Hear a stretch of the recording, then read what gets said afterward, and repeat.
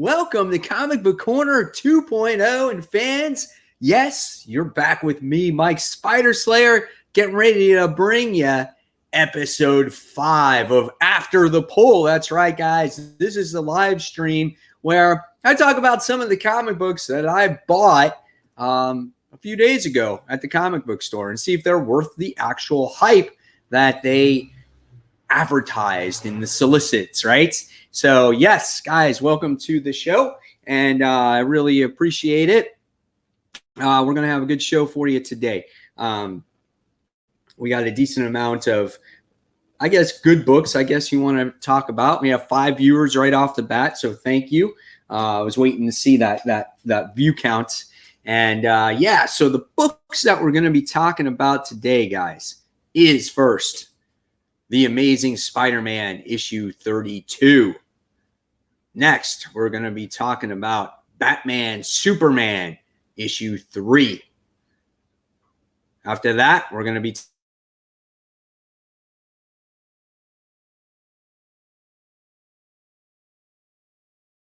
First White Knight. This is issue 4. Next will be The Amazing Mary Jane issue 1. And then last but not least, we'll cap it off with Marauders issue 1. So yes, those are the books that we'll be talking about today, guys. Again, welcome to the show. Just trying to see if I can get some viewers on here. My internet seems to be kicking out a little bit, so I apologize for that. If that is the case, you can always never rely on that internet, right? Oh boy. So I have Andrew joining us on the show. The first one in the comments says, nice selection of books being reviewed by today, Mike. So yeah, hopefully you guys will enjoy those books. And yeah, it's going to be a lot of fun. So let's see if I can, I'm going to see if I can change the fancy color here from yellow to now Spider Slayer red. Yes, there it is. So back in the red. So that's it. Had to, spice it up a little bit there for you guys, okay? So, yeah, guys, at any time, if you would like to subscribe to this channel, please subscribe, give it a like, and let people know that this show actually exists out there, okay? And again, I apologize for the show actually being a day late, as I usually do it on Thursdays around 1 o'clock, 1:15 or so. That's its normal air date, but unfortunately, I had a field trip to go to. I had to take my daughter on a field trip. I was a chaperone, and so yeah, that was one of the things. So I couldn't do my show yesterday, but I got lucky and got a chance to do it today. All right. So let's go ahead. Let's talk about those comic books, right? I have 7 people on the show right now. So thank you guys for watching. So yeah, we're going to jump into those comic books right now. We'll talk about the book that maybe is not so, I guess, hyped up or whatever the case may be, but people were excited for it. And that is The Amazing Spider-Man issue 32. That's right. This one advertised Miguel O'Hara. He's making his return in the book. Once again, it's not the first time we've seen him make his return, but in this particular issue, he makes his return in a different way, right? He just doesn't come out of the 2099 world and be like, hey, Spidey, I need your help. He's obviously in desperate need in this issue. So here is our cover. It looks absolutely gorgeous. I like this one. It kind of reminds me of actual Mark Bagley's artwork. So yeah. It looks pretty cool. So the interior artwork is done by a different artist this time around. Once again, it's not done by Ryan Otley, as I continue to stress that this is not I don't like this. I want Ryan Otley to be on it more. I love his artwork, but I just don't feel like he can keep up with the workload. So going back to the actual comic, we see Miguel O'Hara here. He actually wakes up and he's definitely in a different state, okay? That is for sure. He's been tied up. He doesn't know where he's at. His powers are depleted. We have Roxxon, who's the one that actually found him after this big oil spill. It's one of the biggest oil spills in history. And yeah, so that's pretty much of a big deal right there. Peter Parker is still dealing with his internship. He's kind of I guess, lackadaisical.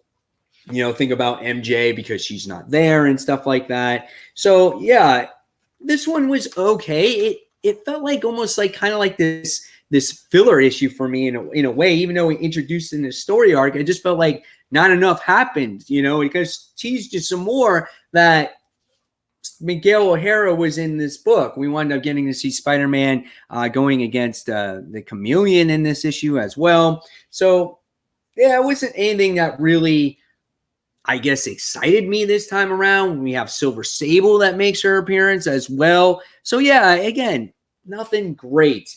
All as I can say is that when it came to Miguel O'Hara in this book, something crazy has happened, right? We get to see Dr. Doom in this issue, okay? And we get to see 2099 world is obviously in a lot of distress. And somehow, some way, we wind up seeing that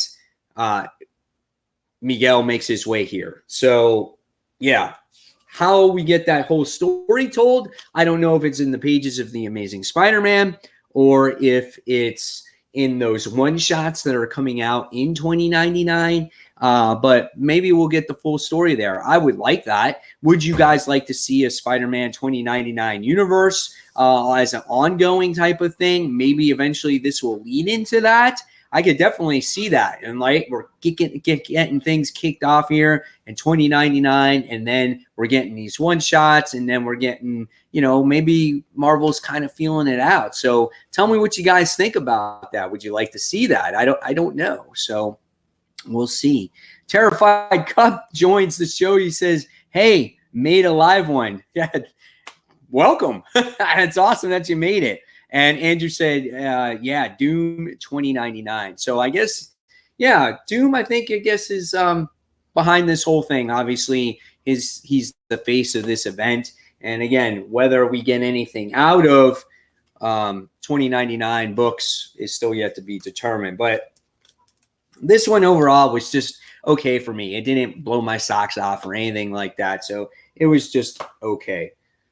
All right. So like I said, guys, at any time, if you feel like you need to give this video a thumbs up, go ahead and let the other people know. And I have, let's see, who do we have on here? Constructicane? Is that what it says? Constructicane? I can't read these things. They're too small. My eyesight's getting bad. See, Otley is on covers for 37 and 38 and inside artwork for 37. So it's just not enough for me. It's just like he does 2 issues and then unfortunately he moves on, or it has to, like, he needs months in advance to do another book. I know when Invincible came out, Invincible didn't come out every month or every 2 weeks like Spider-Man does. So maybe the workload is just too much for him, So, yeah, we'll see what happens with it. Again, it wasn't the best issue, but it was okay. And again, it was more of a setup more than anything. So let's move on to the next book. That was the first one I wanted to talk about because that one just didn't excite me all that much.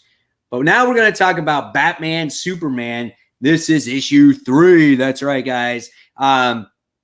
This was actually a good book. The second issue, it was okay. But the third one kind of just, revealed more of the plot here. And I was like, man, this is actually a pretty good book by DC. This makes me excited for it. Where this book goes in the long term, I don't know. But it really is focusing a lot on, obviously, the Joker that laughs, the Batman that laughs, and the whole Lex Luthor, you're the villain thing. That's where this book ends up by the time you get done reading it, okay?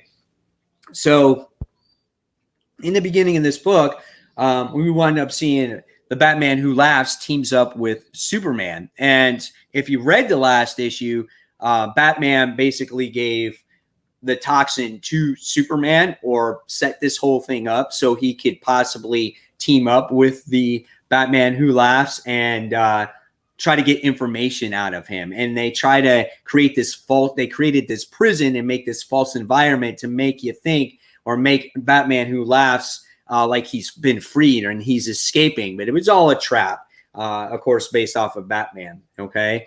And we get to see him talk, and he's talking to Superman, and Superman's infected by this toxin, and he tries to actually fight it. Then you get to see him fight it, but Batman, who laughs, basically just gets under freaking Superman and basically calls him out because it was all false, and he realizes that. Okay. And so there's certain people that Batman Who Laughs is infecting, and Batman and Superman are trying to stop this whole thing. And we find out that one of these people is Commissioner Gordon, and we see Commissioner Gordon get infected. And you got to love this book because everybody that is infected with this toxin really gets under the skin of either Batman or Superman. And it's just like in trying to get information out of them is like pulling teeth. But this is the way Commissioner Gordon looked as he's infected by the toxin. It looked really cool. And as they're doing this battle, what I think is pretty awesome what this book is doing is just it's bringing back stuff from the New 52. So Commissioner Gordon brings out all of the stops here and brings out Bunny Robo Batman, right? Or Bunny Rabbit Batman with the ears and everything, the armor. And I was like, what? I'm like, freaking Commissioner Gordon is bringing this shit out, and he's doing battle against Superman and stuff like that. I'm like, that's freaking insane right there. So we get to see Superman. He comes out of that toxin after being held for a couple of hours. And we get to see him take over, take on this suit and whatnot, and Commissioner Gordon's out of commission, and they bring the armor back in, and they're trying to find out any information, but it was like this Trojan horse thing. We wind up seeing in the issue here is that the next person that was infected was Jamie Reyes, which is the Blue Beetle from New 52, and he's trying to infect everybody, whether it's the Justice League, trying to take over the Hall of Justice and whatnot. And I was just like, man, that's actually pretty cool. I was like, this is a fun read. And there is a competition between the Batman Who Laughs and the Beetle on who's going to take over the world. Is it going to be the Batman Who Laughs take over the dark multiverse and everything else, or is it Lex Luthor going to take over? So it's a battle between those two. So yeah, this was a cool book. It pulled out some things that I definitely did not expect, and that was a lot of fun for me, which was the Bunny Robo Batman and the whole Jamie Reyes thing. I did not expect that, and he was inside the armor. So it's this whole setup that the Batman Who Laughs has created. He's a very smart villain. I really like that, and because he has the smarts of Batman, and he has obviously the sick intellect of the Joker, and I love that about this book. So really, really cool stuff here. All right, let's talk. I got a couple more comments on here. I have 11 people watching, so welcome, guys. Thank you. Coffee Breath joins the show, and he says, hey, guys.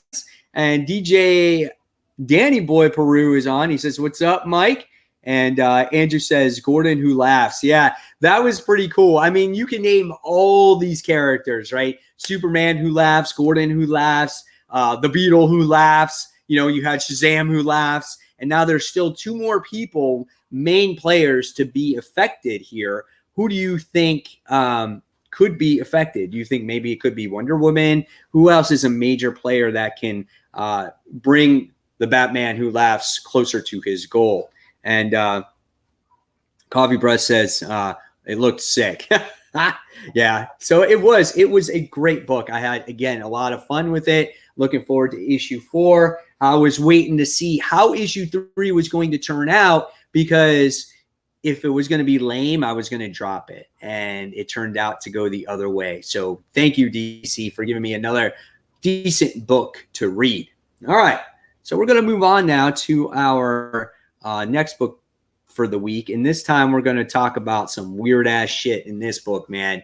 Let me tell you, Immortal Hulk issue 25 was fucked up. I mean, weird.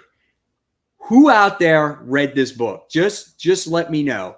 Immortal Hulk issue 25, right? The Breaker of Worlds, I guess that's what it was advertised as at the end of issue 24, you got to see Immortal Hulk live on, I guess, forever, and he swallows this weird entity thing, and he becomes like I would say the next Galactus, because I mean, that's just the way it looked, right?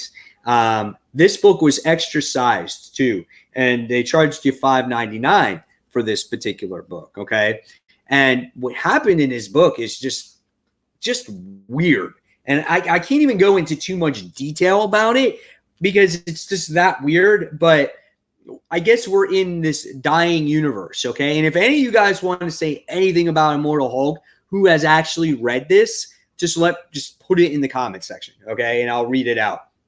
But he's the breaker of all worlds, okay? Just basically says it right there. We're in a dying universe, and what looks like the only thing left in this universe are these weird species, okay? And they don't really, I don't know. I can't explain what they are, right? All as I know is they're trying to populate. So they populate, they have these eggs, and I don't know, they're trying to protect these eggs. And it goes on for a long time, right?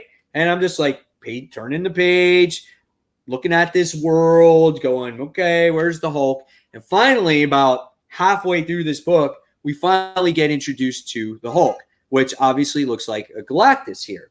And we get to see him going through this universe. He's destroying all these moons, all this stuff, and we get to see this creature where you're getting the narration from, okay, talk about how this is the end of the universe. This is the end of our planet, and there's no survivors left. But they had this one egg that was left, and it was a dark egg. It was like an abomination, but it was the only egg that was living through this whole thing. And we get to see the Immortal Hulk actually destroy this world. And we get to really see the scale of him. He's just really huge, really gigantic, and you get to see the face of him and whatnot. And it's just again, it's just an out there book. And what happens is we wind up seeing this, I guess, the inner soul of him, or something that took his eyesight. Like, I don't even know where to begin with this book, but it was just so creepy and so weird. We find out that this egg winds up hatching, okay? There's some kind of delivery outside, so if you hear horns honking, that's just what it is. But anyway, we wind up seeing this world getting blown up, and we wind up seeing this egg hatching, and it's this weird fly thing, okay? And I don't know if this represents the cycle of life or whatever the case may be, but this fly hatches, and we get to see it goes back to the past of like 10 billion years ago. So this is when this book actually, I guess, takes place, okay? Is well into the future here. Then what happens is you reverse it, and you get all this here. And you get to see, I think, Joe Fixit saying, I think it killed the Hulk. I think something's eating me. I need help, Joe. I can't see. Is that you? Are you here? I think that's what it says. I don't know. It's all upside down, and I'm just like, I'm trying to read it. My brain's trying to process it, and I'm like, man, this is insane. So when you get to the end of this book, all right, you wind up finding out that it goes to a character that we haven't seen in a while in a main Hulk title, and it goes to this fly thing, okay? And it looks like it found that fly, and it's giving birth to something that was inside of it. And it's one of those weird, I don't know, creature things that was inside this fly, and it's the leader who actually did the procedure. How does this thing end up to the freaking leader, and how does he dissect it and know that there's something? What the heck has happened in this book? I'm like, this is the weirdest ass shit I've ever read. I love the Immortal Hulk. I think this series is great, but this for me was just so out there, and I couldn't even grasp what was going on, right? It was just weird. This was not my favorite issue. I think there was one issue of this that was not great, and I think it was like issue 4 or something. That was the only poor issue for me. And not that this issue was poor, it was just so out there. So again, I see some comments here. I'm not sure if you guys comment on that. I'm going to I'm going to see what happens here. So Kyle McKay says, hi, guys. Coffee Breath says, yep. Immortal Hulk 25 was fantastic. Let's see. Derek says, Hulk has been through it, man. And then let's see if I get it this screen. Immortal Hulk was very abstract. Not my favorite issue. Looking forward to see where this book goes from here. What's your opinion on the book? Okay, so this is, you're getting my opinion. And here is the next one here, and it says, Jerry says, honestly felt like this book took a step backwards. I think it probably took a step backwards maybe for this particular issue because they were trying to get to a certain point with it. I don't know. Maybe this was a concluding arc to see. Obviously, we're not going to stay here. I think hopefully we're going to go back to the whole shadow base based off of the last page of the issue. That's what I'm pretty sure there. So, yeah, I mean, when it goes to, bear with me here, if I can find it. Yeah. So we're going back to the shadow base situation. Sorry for the glare, but that's where we're going to. So I think this is just something that takes place in the future for the Immortal Hulk. Was it necessary? I don't know. Maybe it's necessary for the storyline that has to deal with the leader and this weird race. What they are, I don't know. Maybe the leader is going to explore them, but I guess we're just going to have to wait and see. Definitely a weird book. DJ says the Hulk series is totally weird out trip. It is. And at other times, it's weirder than others. This is the weirdest one of them all. So we'll see what happens with issue 26. I don't think it warranted a $5.99 price tag. I think you could have told this story in like 22 pages, honestly. So they were looking for money in this particular issue. All right. So let's talk about a good book, a really good book. And that book this week went to Batman Curse of the White Knight. This is issue 4. Yeah, this is a really good book. And I want to appreciate the 16 viewers that are watching right now. That's really good, guys. Thank you so much. 17 viewers now, especially on the day that it's not normally on. So I really appreciate it. Thank you. Again, give this video a thumbs up and a like. Share it if you can. It takes it a long way, guys, to let people know that this channel exists out there in this large YouTube community, especially the comic community. So who is reading this particular book right now? I definitely want to know because this book is awesome. Ryan joins the show and he says, what's up, bud? So thank you. Boom, there you are. There's your shout out, Ryan. All right, so go back to our banners here. Let's take this out real quick so you guys can see. Hiding it. All right. First of all, kick-ass cover. And I love the quality of this book. I've said it before. I'll say it in every single video. Maybe DC will eventually watch one of my videos. They probably have never even heard of me. But if they made their DC label line or Black label line all like this, I would love this. Because this is a top quality book. I love this stuff. But in the last issue, we saw Harley Quinn go into labor. She's going to have her babies, right? And we also got to see the death of Commissioner Gordon. So that's another thing on there.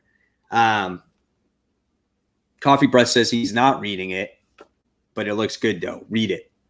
All right. And Jerry says real quick, not reading, but seeing a lot of buzz on it. Might have to pick it up. However, I'm reading Harleen, Harlem, which is phenomenal. Harleen, I think that's what it is. Okay. Yeah, there he goes. Harleen. So yeah, going back to this book, last issue, okay, what happened in here was we got to see Commissioner Gordon. He wound up getting killed by Azrael. And you're just like, damn. And he was laying on the ground all bloody. And this book opens up with such emotion, and it was so intense, and it was such a great page turner. I was like, holy cow, this book is absolutely awesome. Sean Murphy, man, like, just give him Elseworld Batman books or different stories when it comes to Batman books all the time because he knows how to write a good Batman story, okay? So right from the get-go in this book, we wound up seeing Commissioner Gordon. We see flashback with him and Barbara. And that really, is a tearjerker in the beginning of this book when she was a little girl, on how, people were beating her up, and he goes, well, someone pushes you, you push back harder, and this whole time we wound up getting to see his trip to the hospital. And we wound up seeing them do all kinds of procedures to him, giving him CPR, trying to make sure that he lives or get him back to life. And he doesn't make it. And Barbara's making her way towards the room. And one of the saddest things that you'll ever seen. And this is something that you don't see from Bruce a lot. And you got to see emotion from him. You get to see him cry. And he's in the bat suit and he's hugging Commissioner Gordon as he lies dead in the hospital room. And it's so heartbreaking to see that, because you, as the reader, know the type of relationship they have and how close that they are, even though they never show like this affection towards each other or friendship towards each other, because they're always so serious all the time. That just is huge right there. And the thing that makes it even worse is Barbara, when she has to go back to work and she has to deal with everything that goes on.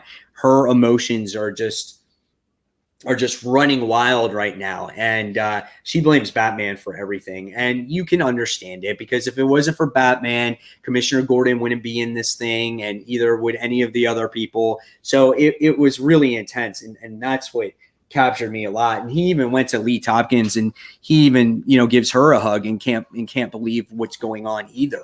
And, it's tough. And overall, it was such a really great book. By the time you wind up getting to the end of this book, we get to see another battle between Azrael, Batman, and Barbara Gordon. Barbara Gordon and Harvey wind up going to get their revenge and to destroy Azrael. And what happens is Batman has this secret GPS on all these Batmobiles that he created, and they go after him. And it's almost a little bit too late, because the thing that we wind up finding out is that Azrael sits there and basically does what Bane did to Batman and snaps the back of Barbara. So in this series now, we might get to see a paralyzed Barbara Gordon as well. Maybe, I'm not sure, but that's kind of where it's kind of leading to at this point. Or maybe she even died, because she's just basically lifeless in Batman's hands at the point when you get to the end of this issue. And you're just like, holy shit, man, this book is intense. And I think out of all the Black Label books, this one like just really knows how to do it, man. It has the right amount of intensity when it comes to violence and curse words and in violence, but it doesn't, take it too much over the top. But it pushes that envelope, past normal everyday comics, because it deals with, again, more adult situations. Really great book, man. I wouldn't be surprised if this was honestly my book of the week. This was so good. If you guys have not picked this up, go to the shop, see if it exists at your shop anymore. See if you can find those back issues 1, 2, and 3, and then 4, this particular week, because I think you're going to love it. And for whatever reason, if it's not out there anymore, wait till the trade comes out. I'm not even sure how many books there are of this particular series altogether. But I don't want it to end, man. It's so good. That is a good Batman book. That shit from Tom King, that ain't nothing. This is what Batman's all about right here. So really great stuff here. Let's go back to the comics here. So we have Derek says Harley Quinzel. That's what it is. Tevye, what comes to the show? Welcome, Tevye. And Ryan's on the show. Ryan once again says, I'll have to check out the quality. I only read Venom related stuff, but I'll go to the local comic book shop and check it out. You are not going to be disappointed. This is such a good Elseworld Batman story. Trust me on this particular one. I'm not right on anything. And again, a lot of my things are always, everybody's stuff is opinionated. You like different things. And that's what's so great about this, this community. But I think this is one of the ones you got to read. Derek says, is that Barbara on the cover? Yeah, that's Barbara on the cover right there. She looks awesome, man. And she's awesome in this series. Sean Murphy is such a great artist. I love the way he draws. And he draws a badass Barbara Gordon. Next, Johnny Reyes Castro says, hope you get Curse of the White Knight hardcover. That would be a nice thing to have in your collection. Coffee Breath says, I'll be looking for that for sure. And let's see what we got here. Andrew says, I'm going to pick up Curse of the White Knight when it arrives in trade paperback. I feel these Elseworld / what if type of books read better in trade paperback. Of course, maybe if didn't read so many darn books per week. So if you guys are not familiar with Andrew here, the dude reads everything. I mean, he must go to the shop and just be like, boom, boom, boom, boom, boom, boom, boom, boom, boom, boom, boom, boom, boom, boom, boom, boom, and just buys it all, you know? So he reads a lot of stuff. But I'm so shocked, though, like you would not buy this out of all the other stuff that you buy. DJ says, I only picked up issue 1 and the puns it so. Pick up issue 2 and 3. I wasn't a fan after issue 1, but then I didn't pick up 2 because I forgot about it. And then 3, I heard about Harley being pregnant. And I'm like, I got to pick this up, man, because she's having twins. And that's what happens. She has twins, but you don't see too much of her. And then DJ goes, I only picked up issue 1 and found it so. So I'm telling you, like I said, I read 2 and 3 back to back. Then go read issue 4. You'll love it. I'm telling you, man. All right. Let's move on, guys. Let's talk about our next book. And our next one is going to be The Amazing Mary Jane. Now, a lot of you guys may not have picked this one up because you don't want to read about Mary Jane. But if you're a Spider-Man fan and if you're a fan of the character, you're going to like Mary Jane. I think it was a pretty solid book. I wouldn't say it's the best. I would say that maybe I expected it to be maybe a little bit more, I guess, not so deep into the movie set right from the start, right? I guess that's what I'm hinting at. I thought maybe it would be more of a little bit of a mystery about Mary Jane finding out what's going on the set, but she plain out knows what the hell is going on. She knows that Mysterio is behind making this movie and whatnot. But obviously she thinks his intentions are good when they're really not, because he's doing something for Kindred. So, but yeah, artwork is pretty good in this book. It's done by Carlos Gomez. He did the artwork for Red Sonja for Dynamite series, and it's great. Mary Jane looks really nice in the book. And the way Mary Jane is written in this particular issue is pretty good too. It shows her acting chops. She knows how to act. Not only does she know how to act, but you would think that she actually knows how to put a script together and maybe direct a movie herself one day. And seeing her interactions with Quentin Beck in this issue was pretty cool, and Quentin Beck is obviously disguising himself as this famous director, and he's off in this Iceland doing this documentary on penguins, and it's really kind of a lot of fun.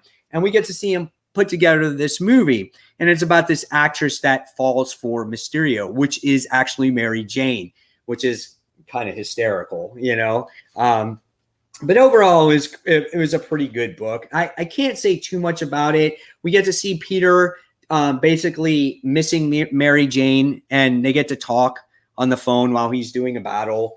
And we wind up seeing them do some sexting type of things, because she actually takes selfies of herself and she's showing herself off. And he's like, oh gosh, you're hot, And then they start doing this weird internet dance with each other on there. And it's just a little weird at times too. It seemed out of place, but I think it's going to be a fun series. And it looks like, we have the rest of the villains that comes with Spider-Man going to take part in this actual book as well, and they're going to sabotage Mysterio's movie or whatnot. So yeah, again, it was good. It was okay. It wasn't the best. I do like how Mary Jane was written. I just wish she wasn't right away knowing that Mysterio was behind everything. I thought she was going to actually do the acting and be like, something doesn't seem right. Why is things being sabotaged? Or who is director here? Why are things funny? But right away, she's like, why is there a villain here working on the set? Where's the director? Why can't I find him? And so she really right away came to the conclusion of what was going on here. So again, okay, I'll leave it up to you if you guys want to pick this one up or not. But yeah, check it out. Maybe. I don't know. $3.99. It's worth it. I'll pick up the next one because it's Spider-Man. Just rambling on. Oh, boy. It's one of those days, guys. I'm a tennis instructor. I got a tennis tournament that I'm actually putting together, and they're always a lot of work, so it's on my mind, of course. All right, so who do we have here? Let's see. Get some other comments here. Derek on the show says Mary Jane. Yeah, rock on, right? Next. Isu, is that how you say your name? Sorry if I butchered it. It says, hey, guys. So welcome to the show. Derek says, hi there. And Jerry says, we need a Penny Parker solo series. One of the most underrated characters in the Spider-Verse, in my opinion. Hey, you never know, man. There's so many Spider books out there. You never know what we could get, right? Andrew says, looking forward to the Amazing Mary Jane. Should be fun. It was okay. Like I said, decent. Not the best. Derek, which one is Penny Parker? I like to see more Mayday. She's cool. And, of course, Spider-Gwen above all. Penny is the one that drove the mech. That's who Penny Parker is. I forgot which Earth she came from or whatnot. But, yeah, she drove that mech. And I think she was like Venom's, Eddie Brock's cousin or something like that in the alternate universe. I don't know. But the concept is pretty neat. All right. And I think that's it. All right. So now we're going to talk about our last book of the day. And this one goes to, let's see, probably the most anticipated, one of the most anticipated books. And that is The Marauders. This is issue 1 right here. So who read The Marauders out there? And I want to say thank you for the 16 viewers that are currently watching. I think at one point I had like 23. So even if you tuned in for 2 minutes of the show, I appreciate it, guys. Hopefully you guys, all of you, will be a longtime viewer to it. All right, so The Marauders issue 1. This is the one led by Kitty Pryde, okay? This is the first book that has to deal with X-Men characters that's not written by Hickman, okay? It's an oversized book. It's $4.99. Interesting story. And we wind up seeing Kitty Pryde here, who does not have access to Krakoa, okay? And I kind of don't know why she doesn't have access to Krakoa. It's weird, right? So we have that right there. So she hits her head or her face on Krakoa, or the teleporters, right? And she's bleeding, and she just looks like a complete mess. And you're just like, okay. So you don't know. And so what she does is she sails to Krakoa. Like, how far is Krakoa, right? And the next thing she goes there and she meets Iceman, and she tries to use it on the other side. And she's like, oh, I can't use it here. And so basically it's because she has this offer from Emma Frost to be part of the, I guess, the Hellfire Club trading company, where they try to get mutants that are coming from other countries that don't agree to the sovereignty, right? The portals that are blocked. And so it's her job in order to actually get those mutants here. So she travels on a boat in order to do that, which I think is funny. And her team is like this ragtag team, which I think is funny. She asked Iceman, but she asked him because she was drunk. That's weird, okay? Then Storm, she asks, because she's like, yeah, Storm, just come with me. She's like, okay. And then Pyro, when they're sailing off, just happens to come as well, right? And he was stowed away in the ship.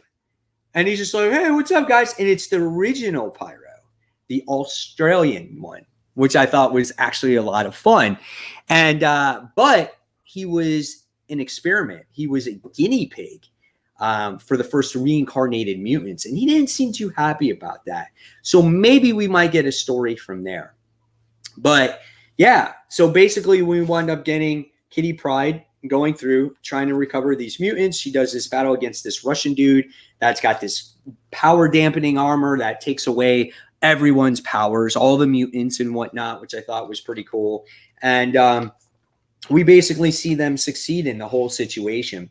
And we wind up getting to see that Kitty Pryde wasn't the first choice from Emma to be this this Red Queen for Emma, right? She obviously tried Storm first, and Storm didn't want anything to do with it. But since Kitty Pryde's involved with it, Storm wants to help Kitty, okay? So the one cool thing, though, that was in this book that really stood out is if you're not really familiar with Kitty Pryde and her power set, you really get to see that in this particular issue. Her power set is amazing, okay? Her phasing ability on how she takes on these particular soldiers and how she kicks ass. I mean, she is definitely a force to be reckoned with. She actually takes a freaking rifle, right? And she sits there and puts it between two soldiers to where they're attached to each other. Like, that's insane right there. It was just really intense, and you get to see her how she gets that sword that you get to see her have in the cover, how she takes it from a soldier and whatnot, and how she takes out a tank. And there's just so much cool stuff in this issue. The only thing, it was kind of cheesy at the end. It's just like, well, then we're the Marauders and we'll bring you home. You know, it's like, okay, yeah, good issue. I just find it weird how they have to travel a boat to do anything.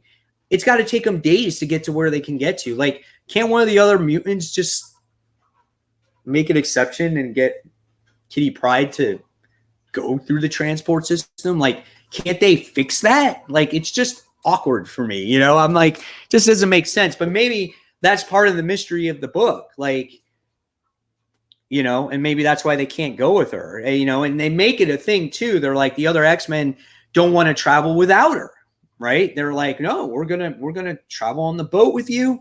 You know, even though we can travel through the portals. So yeah, a good book. I definitely recommend it. I want to say that this one was a success for the first book that wasn't written by Hickman. They did have the white pages in there, which was a little frustrating because I don't feel like it's necessary in every single X-Men book.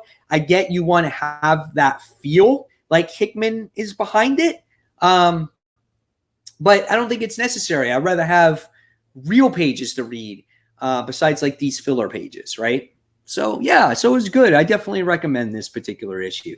All right, so let's see here. What we got? Got these comments here, which they're always hard to keep up with. It's the one thing about this. Okay. I'm willing to bet to see Penny Parker in the Spider-Verse miniseries. Yeah, we'll definitely see her. Sky Donkey says, if the other Dawn of X books are this good, I'm going to go broke. Yeah, right? I mean, you're going to get, what, 9 other books, which is a lot?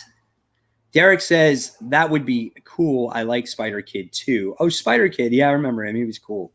Andrew says, I'll always say yes to Pirate X-Men. It's pretty cool.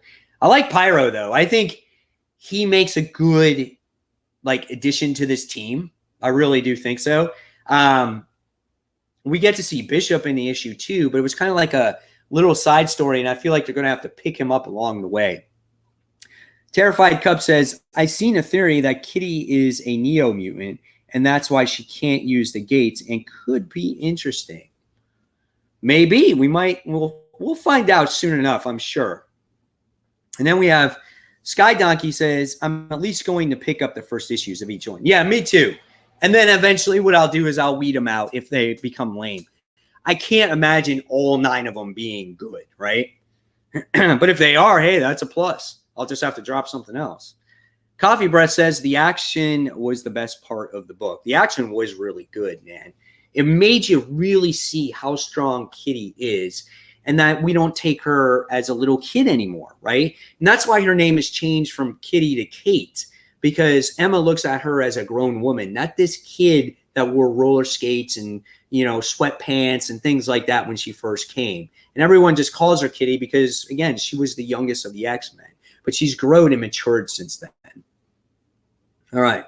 Next, we have Xavier says, didn't pick it up. Would you say it's a must-have with all the spin-offs? It can get expensive really quick with Dawn of the X, X-Force, New Mutants, Excalibur, and all of the other spin-offs. I would definitely say try the first issues and then make your decisions from there. But for Marauders, after reading it, I say this is worth the read. I think this is worth the grab. Definitely pick this one up. Now, again, you can wait for me to help you make a decision on what X-Men books to buy, you know, and then buy it after the fact. Or, like I said, just try one of all those first issues and you weed out what you don't like from there. But if you're a fan of certain characters from the X-Men, that also might help you make a decision as well. Like, do you like Kitty Pryde? Do you know her history? Do you like Emma Frost? Do you like Iceman? Do you like Pyro? Do you like those characters? Or are you still trying to learn them yourself? So again, if you're trying to learn about these characters, this is the type of time to jump on these books. All right, Coffee Breath says, or at least use a Blackbird. Yeah, right? Like, use the jet, man. Why take a freaking boat? That just doesn't make sense to me. I don't quite understand it. Maybe using a boat is less, you know, doesn't attract as much attention. Derek says, boats are cool, man. Yeah, we don't have enough comic books that take place on a boat, right? Ah, boy, it's so funny.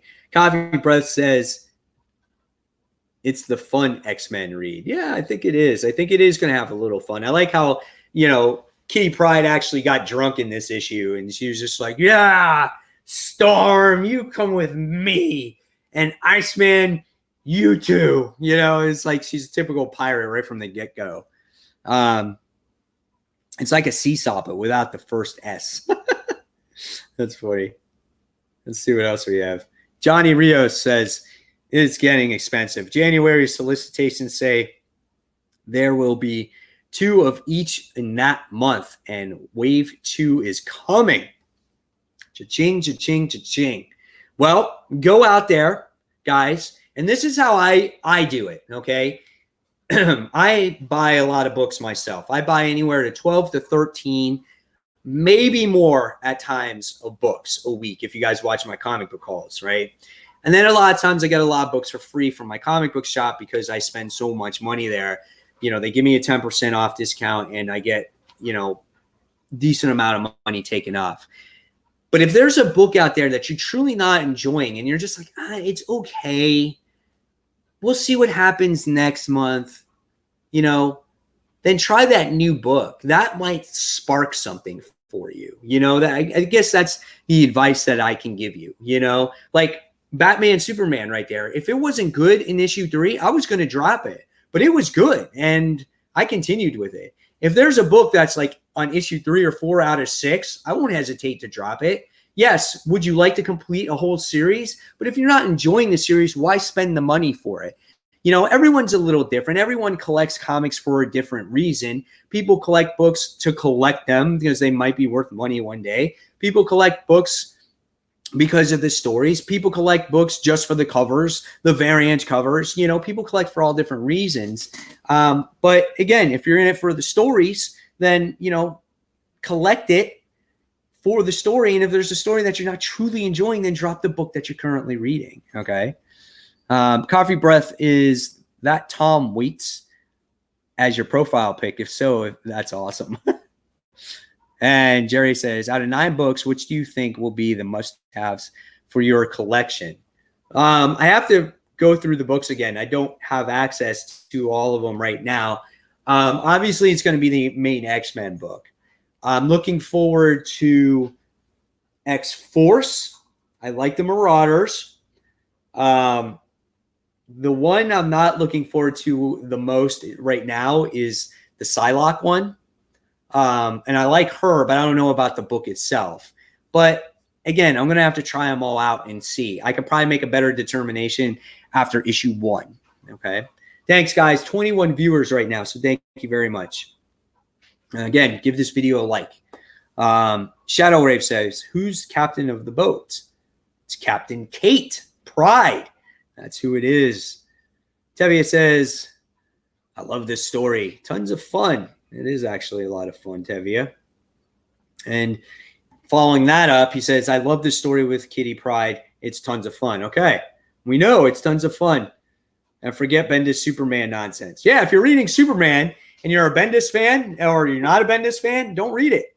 You know, it's not going to get better until he leaves. So, yeah. Oh, Fallen Angels is the one. Thank you, Xavier, for pointing that one out to me. It's called Fallen Angels by the X-Men. Not looking forward too much to that particular book. So, yeah. So, yeah, X-Men, it's a great time to start reading them once again, right? And whether you buy them all, you buy a few, that's up to you. Again, I can only help you make decisions on what comic books to buy, right? So, guys, once again, thank you so much for watching Comic Book Corner 2.0. Hopefully you had a great time watching this week's episode. Next week, I'll be back on the normal time, Thursday, around 1:15-ish or so, and we'll get a new slew of books to talk about, and can't wait for the newest comic book week. So, guys, as always, thank you so much. This is Mike Spider Slayer signing off, and you've been watching Comic Book Corner 2.0. Thank you so much, guys. Take care. Bye.